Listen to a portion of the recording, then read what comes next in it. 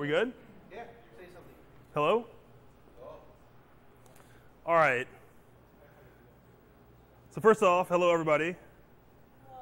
It's good to see such a large crowd. We are rolling. So anyway, I'm Alex. I work at Trusted Sec. I work in GRC, where we have a pretty cool practice going on there. We do a lot of security assessments, a lot of audits, et cetera. CSSP, which is, people love to talk about that, right? I'm a QSA. I know people hate QSAs, but that's whatever it is. And I'm a 27001 auditor, which is also exciting. I also like to have a lot of fun. So if you like to have fun, we can hang out and do something, whatever. So my question is, why doesn't anyone do anything? Like when we go out places, like why is it so common that the organizations or just the end users are not doing stuff? Because it's no secret what people should be doing. All these best practices sitting out there and everything else. People know what they should be doing, et cetera. Because I think what we keep seeing is if you get breached, it's probably not going to be something like really cool and exciting that we would want to talk about here. It's probably you're missing a patch or something's misconfigured or your vendor got hit or something like that. It's not the fun stuff that seems to get people lately. It's the really boring stuff. And I think one of the biggest problems is, so this is, have you seen this? This is butter flavor spray, and that's furniture polish. It's not particularly relevant, but I figure.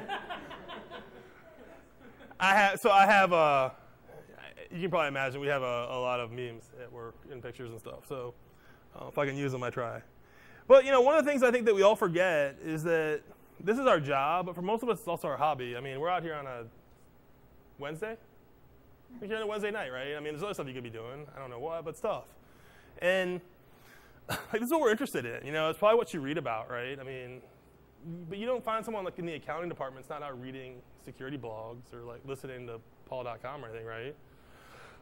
They're just not interested.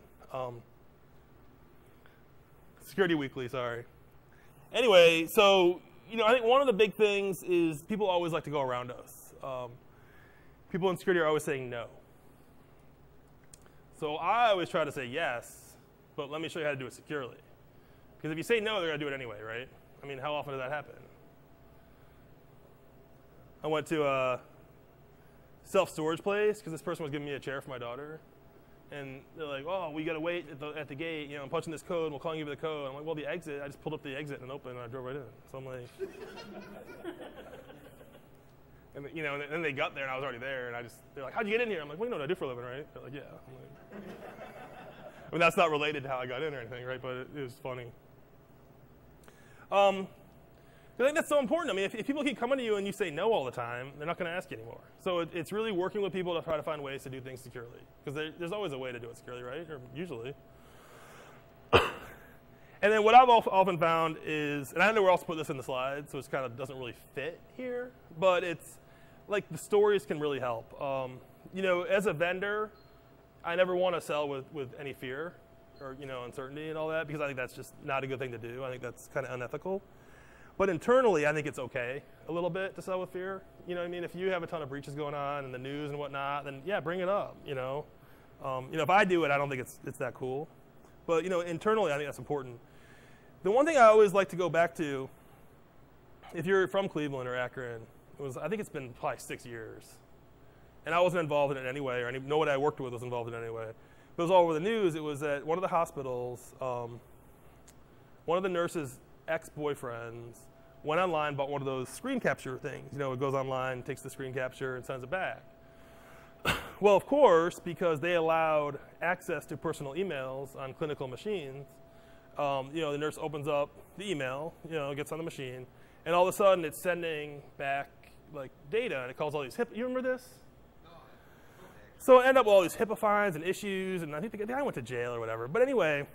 So I always like to bring that up because if someone's like, well, why can't we use Gmail at work? Or why can't we log on to Yahoo at work? I'm like, well, first off, it's 2015. You have a phone. Like, you don't need to use your work computer to log on to Gmail. I mean, go to Verizon, right? But it's things like that. So then it kind of light bulb goes off in their head. Because if you're just telling them no, you can't use your Gmail, it's like, well, they're not happy. But if they have a reason, they're usually cool. So if you think about why organizations don't do stuff, and this is stuff we run into all the time. One is it costs money. And that just doesn't just mean you have like going out and buying stuff. Like Amanda said, like blinking boxes. I remember I was at one place, and I used to always joke about like buying a piece of equipment and having it sit on a shelf. And I actually went to this guy's office, and I look over to my left, and there's this piece of hardware, and it says application firewall. And I'm like, they actually bought an application firewall, and it was just sitting on a shelf. Like, okay, that's not protecting much, right?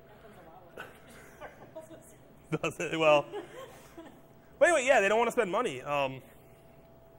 And it's not just the spending money. It's whether you're sending your people to training and education, well, then they're not working because the business is there to make money. Or if they're actually buying a product, or if they're hiring more people to do it, or this or that. I mean, that's always a big driver. So if you can, look for ways to like show the value of it. One of the problems is if you spend $100 on security and you get breached, it's fairly obvious that $100 was not enough. If you spend $10 million on security and there's no breach, well, how do you explain that you could have spent $5 million, right? Or you could have spent $2 million. Like you don't know if you're spending. It's hard to know if you're spending too much and nothing happens. I know I look much younger, but I'm 37. I've been driving for 21 years, never had an accident. But I've always had insurance. So I've always paid. Are you taking my picture? Of course. Oh, okay. So I've always paid for insurance, but I've never used it. So like looking back, it's like, well, could I have skirted the law, right? Well, I did get one of those letters where they ask you to prove you have insurance. But I could have skirted the law, right? So it's like that. We get that a lot too. You see that a lot, where people are like, well, we haven't been breached, and we're spending all this money. Can we spend less money? The legacy applications, especially in manufacturing, you see that all the time. You have some piece of software or code that was written in the 70s that they can't update anything because that'll stop working. And from a security standpoint, a lot of times it's like, well, the sky's falling. You better get that off, and move it over here or do this. But if they do that, they can't make money. It's like the most secure computer obviously is unplugged and not being used. But you're also not making any money as a business that way. The people, time and time again, how many people work in an organization where you don't have enough resources, just time in the day, right? A lot of times they don't know what they don't know, and they don't know what they should be doing. Stuff that's common sense to all of us, because this is what we do, and this is what we like, and this is, how we spend our time, is not always common sense to other people. So if you can articulate what we know is common sense to other people and explain why and sell it, that's why a lot of times people that are really successful in our business aren't necessarily the smartest, always. They're the people that are best able to articulate the need and the solution. And then the other thing you run into is, well, we're compliant. So we don't need to be, we don't need additional security. I think we all know compliance doesn't equal security. Especially when you look at a lot of the compliance standards. There's one in particular that I won't name, but it's it's put out by an industry, and it's not necessarily designed to stop everything from happening. It's designed to have kind of a balance between being able to engage in commerce versus also be as secure as possible. So if you're just going to that baseline and only doing compliance, then that's an issue. But anyway, so if you know why they're not doing it, it makes it much easier to figure out how to get them to do it. Because all the time, it would be so easy to take a best practice standard. I'm going to take like 27001 as an example. You can just throw it at somebody, and hey, send me a check. I just solved all your problems, right? But it doesn't matter if they can't use it. So why don't users do stuff? A lot of times they don't know. Like I said, the stuff that we all assume is common sense, like don't click on stuff, or if someone calls from the password authority, don't tell them your password. Like stuff like that. I mean, it happens all the time. You read it all the time in the news. Somebody was always getting tricked and do some electronic funds transfer for $10,000 because they got tricked. I think I wouldn't get tricked, but I don't know. What's that? I'd also like to have $10,000. I know what they're gonna take from me. Hey, drain my bank account of the $12 I have, right? So, the thing is, people just want to do their jobs. Like, as I said, this is our life for most of us. This is what we think about. This is what we do for a living.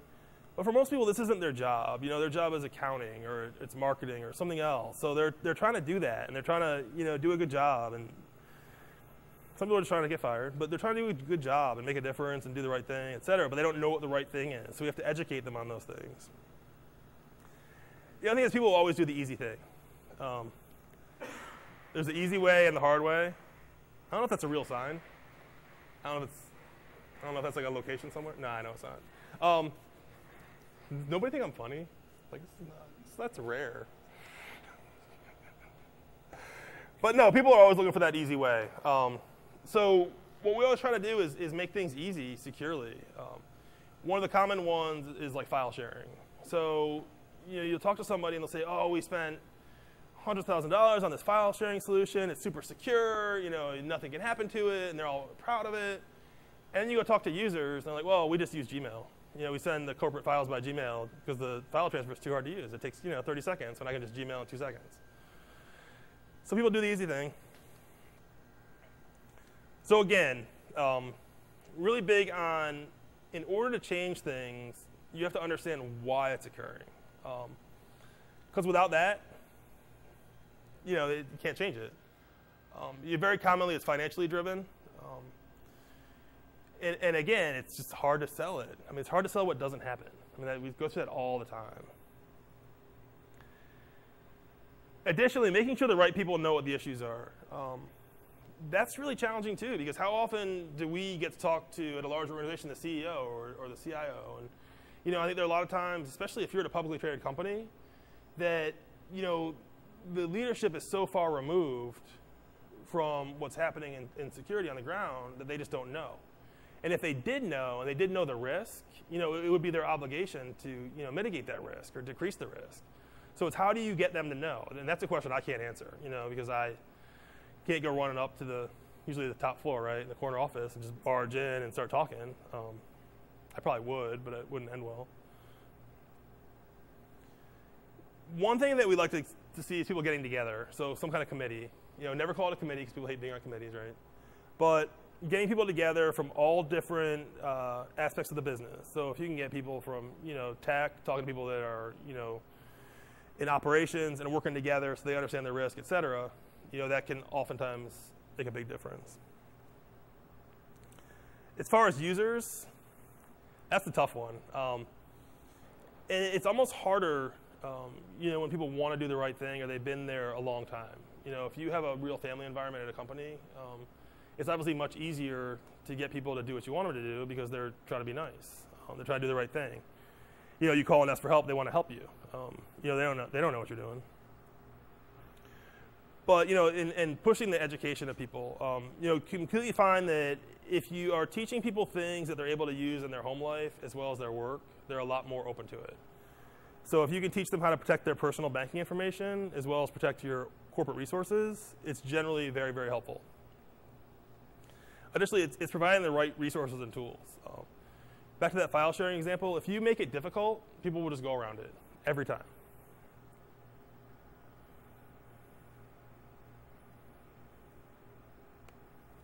And that is all I have, which is short and sweet, but that is, so I'll tell you the story.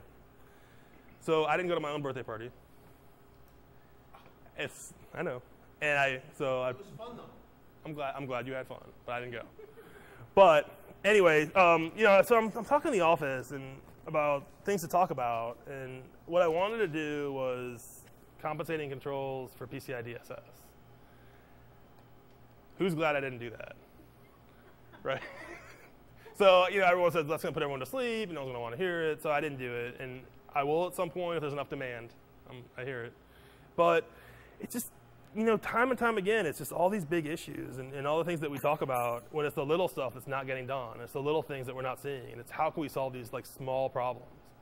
I always joke, I can go out to a startup with 3 employees, or I can get on a plane and fly 3,000 miles, and before I walk in somewhere, I can tell you what their top 6 out of 10 issues are going to be. Maybe not in the right order, but they're all going to have these issues. It's not, these aren't unique issues. Everyone has the same issues, and it's just time and time again, just keep coming up and coming up and coming up, and everybody wants a solution. But in my opinion, a lot of the things that are causing us problems are some of the easiest things to fix, technically, but not organizationally, because they're really difficult. People problems are way more difficult than technical problems. Right, because you're giving people access to your stuff. They're going to do something, So. Anyhow, does anyone have any questions, or does anyone want to share an awesome experience or a good story that we can all share? I've got one. I'd love it. I was in a situation where I had a production machine. It was a mini computer. Management refused to buy a UPS for it. So every time down in Texas we had a thunderstorm, we'd have crashes and things.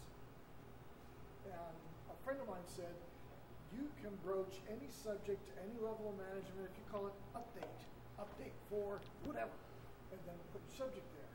And I just started writing an update memo to my supervisor and the management above him. Every time we had a power event, I said, this is what happened, this is what could have happened. And I just kept a running log of this, and before that log got a page and a half long, I had my UPS. Because I was giving my manager's manager no wiggle room at all. If that mini computer crashed and I had to rebuild it from scratch, which would have taken days, it was going to be his tale. See, that's awesome. I mean, because that's how it should work too, right? I mean, it's just it's getting people to do stuff. You know,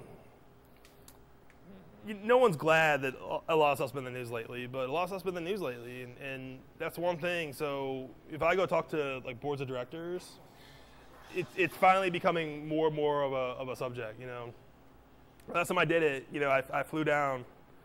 It's kind of funny to like do like 5 hours of travel each way for a 5-minute presentation, but that's what I did. I ended up staying overnight, but I flew down to Florida to present to this board of directors, and you know, I had maybe 5 or 6 minutes to talk about the information security, but afterwards they all wanted to talk to me, and that is starting to happen more and more and more. You know, everyone's really interested, not necessarily you know, in direct questions about their own organization, but definitely direct questions about what's going on just in the world and how it's becoming more and more visible. So, you know, it's a good opportunity, I think, to sell and to kind of get people talking about it and interested. Do you agree, Doug? What? I've never flown to Florida to present to the board. So I like to tell stories a lot. And like, so let me give you a piece of advice. If you ever go anywhere interesting, always have pizza, right? Because this is what I like to do. So if we're talking about, because people always talk about pizza. And I'm like, oh man, the best pizza I ever had was in Nice, France. Right? So like if you have pizza everywhere, you can always drop that. It's the greatest thing ever. It makes you like a complete jerk, but like, this is my pizza trick. Are you still recording? Are you having a party? I am. If you want to stop recording, I'll talk about my party.